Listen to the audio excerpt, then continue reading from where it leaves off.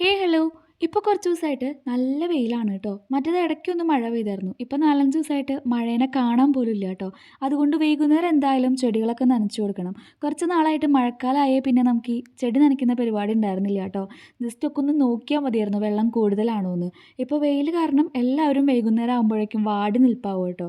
അപ്പോൾ എന്തായാലും നമുക്ക് നനച്ചേ പറ്റുള്ളൂ. താഴത്ത് ഇങ്ങനെ ഞാൻ ബക്കറ്റിൽ വെള്ളം കൊടുത്തിട്ട് നനച്ചു കൊടുക്കലാണ് പതിവ്. മീതെ പിന്നെ നമുക്ക് ഓസ് ഉണ്ട്. അത് വെച്ച് എല്ലാവരെയും ഞാൻ അങ്ങനെ കുറേ നേരം വെള്ളമൊക്കെ സ്പ്രേ ചെയ്തിട്ടാക്കി കുറച്ച് നേരം വെള്ളത്തിലൊക്കെ കളിക്കും കേട്ടോ. അങ്ങനെ എല്ലാ ചെടികൾക്കും വെള്ളം നനച്ചു. ഞാൻ കുറച്ചധികം നാളായിട്ട് ഒരു ഓർക്കിഡ് കൊടുന്ന് വെച്ചിട്ടുണ്ടായിരുന്നു. അത് വീഡിയോ ഞാൻ പോസ്റ്റ് ചെയ്തിട്ടുണ്ടായിരുന്നു കേട്ടോ. പക്ഷെ ഇതെന്താ പൊടിക്കാത്ത ഞാൻ അങ്ങനെ ഇടയ്ക്കിടയ്ക്ക് നോക്കും.